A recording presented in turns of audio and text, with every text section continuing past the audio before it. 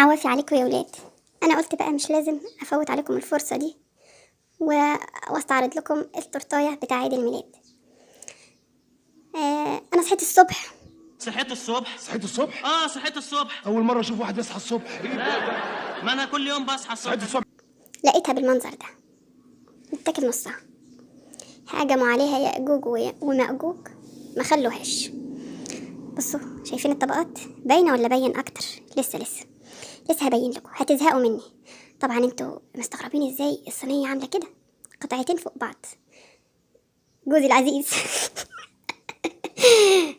يفتكر ان انا اللي عامله كده قصدا وحاطه الصوص في صينيه بقى جنبيها.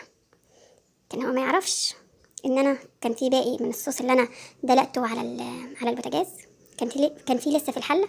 رحت بقى حطيت الصينيه اللي فيها التورتايه جوه صينيه تانية اكبر وصبيت عليها باقي الصوص. فانا قلت له ايه، انا اللي عاملاها علشان نغمس بيها، علشان ايه، نقطع الخرطه كده، نقطع قطعه بالشوكه او بالمعلقه ونغطسها في الصوص وناكلها. وطبعا صدقني، بس يا رب بقى ما حد يعمل له منشن. وسع للشيف مشهور، الشيف مشهور جايلكم. نركز بقى شويه على الطبقات ونركز على الصوص اللي احنا هناخده من هنا ونحط بقى فوقيها. ياي على الحلاوه، ياي ياي ياي ياي على الحلاوه والجمال. الله الله الله، وسع للجمال. والله دي كاسفنجية طرية ومسامها ضيقة، والله شكلها حلو كده، وهي بصوص الكراميل بقى وتقطعي كده.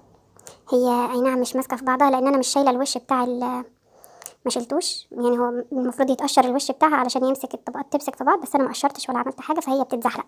وده اللي خلى القلب ما يكونش ظابط معايا. انا لما جيت قطعتها وجيت بعمل شكل القلب ما ظبطش لان انا ما قشرتش الوش، لان طبعا حرام، مش نقشره وناكله، ما نقشروش ونرميه. بس مش مشكله، انا ما قشرتهاش لان هي هتتقشر وهي سخنه هتفرفت وهتتبهدل، فما قشرتهاش. بس كان طعمها خطير. اللي هيسالني عن المقادير هقول له ما اعرفش. فتكوا بعافيه يا ولاد.